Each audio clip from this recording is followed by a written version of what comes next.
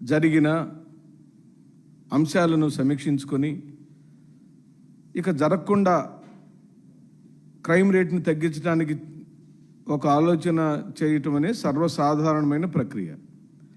కానీ నారా చంద్రబాబు నాయుడు గారు నిన్న సమీక్షించిన ఉద్దేశం అంతా కూడా